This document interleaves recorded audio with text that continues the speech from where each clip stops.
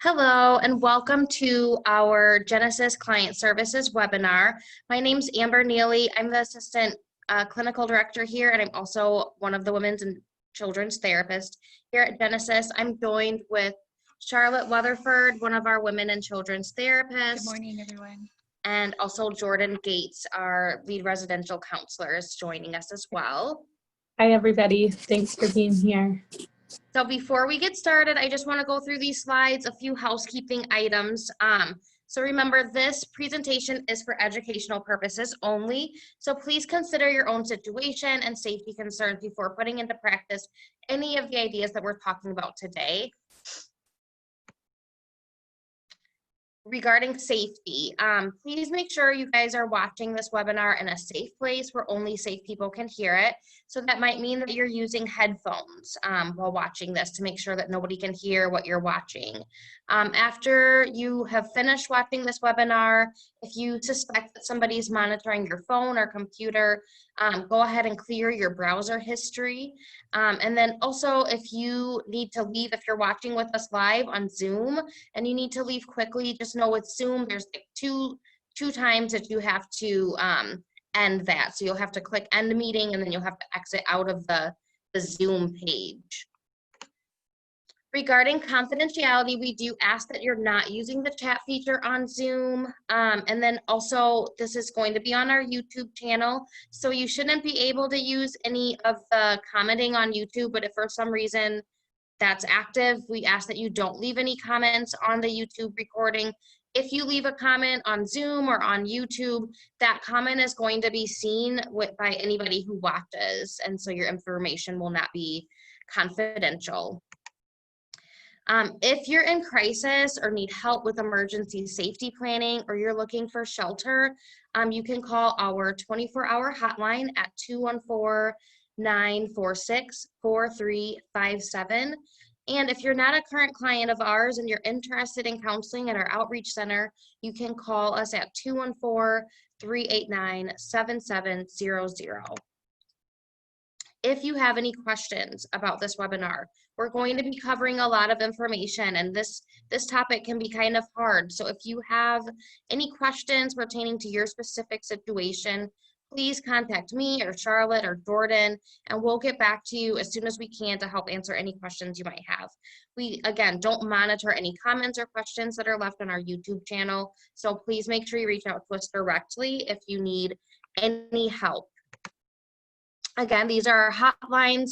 This is our Genesis hotline. If you're needing support, this is also the National Domestic Violence Hotline. Maybe you're not here in the Dallas area and you're watching and you're needing some support. The National Hotline is a great resource. They can look up resources for you by your zip code. And then also the National Suicide Hotline. We know that when families experience trauma, such as domestic violence, that it can feel really overwhelming, and sometimes we may have thoughts of hopelessness or even suicidal thoughts. So if you're having thoughts like that, please either call us here at Genesis or the National Suicide Hotline. Okay, so we're gonna jump into today's topic. So supporting children when they have an abusive parent. So all of these slides that we're going to be showing you today are adapted from Lundy Bancroft's book, When Dad Hurts Mom. This is what it looks like. You can find it on Amazon if you're interested in reading it. And just a couple of bullet points on how this book can help you. So this book can help you understand the effects of domestic violence. It can also help your children to heal emotionally, to guide mothers in providing children with love, support, and positive role models, even in the midst of domestic abuse. It also is really helpful in increasing the understanding of court systems and custody cases, and it can help children feel good about themselves. So Lundy Bancroft is a leading expert in domestic violence and worked for several years with perpetrators of domestic violence. He also wrote another book called Why Does He Do That? And so he has a lot of great insight into kind of the mind of an abusive person. And so his work has been really, really helpful to women and to mothers who have experienced domestic violence. So I just want to talk about what the impact of domestic violence is and what we're meaning when we're talking about domestic violence. So we're talking about specifically intimate partner violence when we're talking about domestic violence here at Genesis. And domestic violence can include threats, verbal abuse, humiliation, an atmosphere in which the mom is disrespected by dad, her voice is silenced, she's bullied or treated like a servant.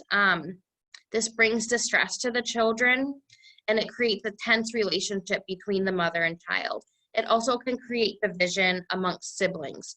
I also do want to just say, as we're going through this, we're going to be identifying abuser as dad and victim as mom. That's not to say that abuse does not occur in same-sex relationship. The way that this book is written, those are the pronouns that are used, so that's how we're going to be describing it. But just definitely don't want to discount that abuse can occur in a same-sex relationship. Okay, the abusive mindset and children. So this is some really important facts. An abusive partner is a daily presence in the lives and minds of their child. So even though oftentimes I hear people say, oh, the child didn't see anything or they don't know everything that's going on, they can still feel the tension in the house. They still know that something is wrong. And this is something that stays on their minds all the time. So this might interfere with their schoolwork or their ability to have friendships or different things like that. The children's emotional experiences, their perceptions of their mothers, their view of the world are all being shaped by the messages that the abusive partner sends them. So if dad is saying, mom is stupid, she doesn't know what she's doing, that message is getting ingrained in the child. And sometimes we then see child being really conflicted and if he can trust mom or not. So again, children struggle with mixed emotions related to their abusive father. You know, this is their father. They love him. That's innate. They're going to love him. They don't like the behaviors that he has. They don't like him hurting their mom. So this can feel really, really confusing for a child. I love him, but I don't like when he does this. Just like it is for a woman when she's in this type of relationship. Children are looking to their parents for insight and empathy. And so they probably aren't getting that if their dad is abusive, right? They're probably not getting that from him. So therefore, it's important for the mother to take on this role in her child's life. It's also important for the mother to understand the nature and dynamics of abuse. This understanding is only going to help her to better support her child. Okay, I'm going to let Charlotte do these ones. Hey everyone. So the bottom line with the abusive mindset is kind of this foundation of control and entitlement. So power and control are the common themes that you'll see in abusive tactics. So it's common for an abusive partner to interfere with the mother's freedom to express any opinions. That might be general opinions, opinions on parenting, decisions for the child, things like that. Interfere with the freedom to stand up to him or to have freedom to care about other people. So that might be attention that she's giving to a child, or that might be towards a friend or another family member. He considers the children the woman's domain of responsibility, but his domain of authority. So mom is in charge of the bulk of childcare, but at the end of the day, he has the right to make all the important decisions about how they're raised. So a general theme of control over his partner and over parenting the children. The abusive partner, expects that she live up to such high and unreasonable set of demands and expectations. It's almost like an unrealistic set of expectations that you'll never really be able to meet. And at the same time, the abusive partner acts angry or victimized when the mother demands anything of him. So it's not a two-way street. He has these really high demands and unrealistic expectations. And at the same time, you're not allowed to ask anything of him. If the abusive partner is entitled, the mother may notice that her energy and attention keep being drawn away from the children and onto the abusive partner. So I think with this entitled attitude, it really feels like I want what I want when I want it. It's kind of up to you to help to meet that need and to make that happen. And even if that means taking your attention away from the children's needs at that moment. So how dad's abusive tactics can impact the family. So there is a general kind of atmosphere of disrespect oftentimes. You don't abuse someone you respect, and you don't respect someone that you abuse. So these things are just not synonymous, and the abusive partner is a key role model for children. So he's, whether he's their father or not, they are going to learn from him, and they're going to learn how he's modeling how to behave in relationships and how to treat other people, and how to treat their mother. Manipulation. So most abusive men with children concern themselves particularly with how other people are going to view them as fathers. They want to portray themselves in a really positive light. They cultivate this positive public image and develop allies in the community who can support their denial or back up their abusiveness. So if other people in the community, maybe that's in their workplace or at a church or at another community agency, maybe he portrays himself as being such a man of character, and these people are going to be his allies to deny, like, oh, he would never do something like that. It's a form of manipulation so that way he's seen in such a positive light in the community. No one would believe that he's being abusive. His manipulations can even color the mother's view of her parenting. The mother may have been blocking the destructive effects from her consciousness because of her partner's periods of charm and manipulation towards the children and herself.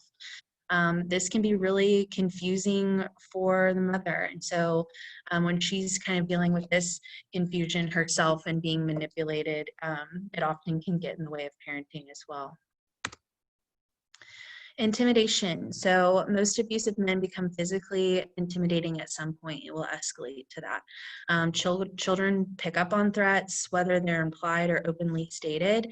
Kind of like Amber was saying, they feel the tension. They feel that something's not right, that some people aren't happy at home, and that are communicated by the abusive man's explosive outburst. This might be his aggressive body language, facial expressions, or maybe it's even just watching mother's frightened reactions, or these experiences can be really scary for children, just trying to read these context clues and figure out what's going on. And isolation. Some abusive men treat their partners like personal possessions that can be shown off on certain occasions and kept under lock and key the rest of the time. He wants her to always be focusing on meeting his needs and free from any distractions that might be getting in the way. So isolation from family members, other friends, interests that might keep him away from keeping her from meeting his needs. And on the same level, the abusive partner is afraid that if the mother has healthy relationships, she'll find the strength to get away from his bullying and demands. You know, the more positive, supportive people the mother has around her, the more that she might be told that this is an unhealthy relationship, and she'll have support knowing that if she wants to leave. Isolation is the glue that holds all the other aspects of abuse together. It's difficult for women and their children to heal from abuse and to find a way to make it stop unless they can get help and support. I'm going to pass it off to Jordan. Hi, everybody. So before we finish our presentation, I wanted to talk to you about some common questions that Lundy brings up in his book. And these are common questions that we see that survivors of domestic violence have, and they're common themes that happen. And so one of the questions is, why do some men begin their abuse or escalate it during pregnancy? And so oftentimes we see that when women are expecting, the abuse can escalate, or maybe before it was more verbal and emotional abuse, and now it is turned to physical abuse or sexual abuse. And so the reason why this is really common is because the man, right, he wants to control every aspect of you, and there's a theme of jealousy and selfishness. And so when you're expecting a baby and your time and energy is thinking about that child, they sometimes can get really frustrated and angry and jealous of that relationship that you already have with your unborn child. And so they're going to find ways to increase their control and escalate their abuse. And so as Lundy says, when a woman is carrying a child, she has to focus on doing what is good for her and her growing baby. The abusive man does not take this well to seeing everyone's energy directed toward the partner, and he wants to be the spotlight. And so he also brings up, right, if they're going out in public, or if they're seeing friends and other family members and they're always asking, how are you feeling? How is the baby doing? Right, he's going to get jealous of that. Another question that's really common is, can an abusive man still be a good father? And so even if an abusive man treats children reasonably well and does not damage the mother's ability to care for her children, even if an abusive man who treats children reasonably well and who does not damage the mother's ability to care for her children still provides a role model for the children of a man abusing a woman and creates an unhealthy atmosphere in the home, right? So even if the father is not directly abusing the children, right, there's still, the children are still being impacted by emotional abuse. So they're still seeing the stress that the father is having on their mom. They also can still sense the fear in the household and the tension. And so they still feel scared of their dad sometimes, even if their dad is not being directly abusive towards them. So maybe the dad's not yelling at the child, but yelling at the children in front of mom. So the abusive man teaches children that abusing a woman is excusable, that man can blame women for their actions, and that disrespect is normal. And so what this is doing, right, is it's creating this presence in the household, right, where the man can have more control and that it's okay to disrespect women.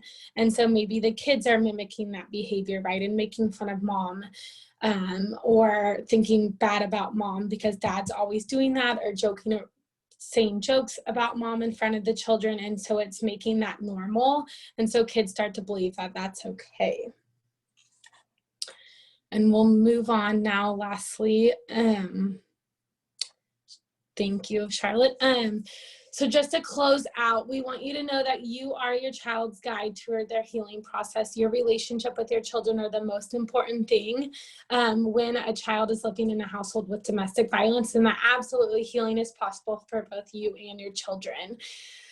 So some ways to help your child heal is to reflect on ways in which children's distress or conflicts may be rooted in their father's abusiveness, right? So maybe you see your child acting out, or your child starts to take anger out on you, right? Really reflect to see what could be coming from the father's abusiveness in the household.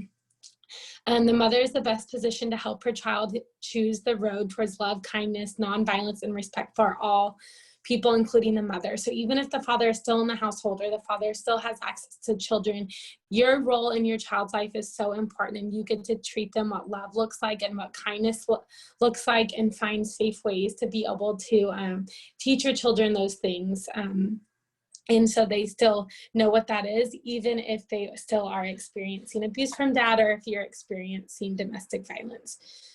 Lastly, being conscious of the partner's abusiveness will make the non-abusive parent more effective as a parent and as a healing resource for their children, right? So the second that you're aware of it and you gain this knowledge, then you can help your children through the healing process, and being aware of more of what's happening in the dynamics in the household and how that could be impacting your children.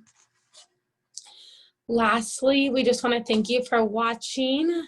And here are Amber, Charlotte, and I's contact information. So feel free to reach out to us directly on our phone number or by email. Either works. And let us know if you have questions or comments or any concerns. Thanks so much for being here and watching. And yes, like Jordan said, please call us if there's anything we can do to support you. Thank you.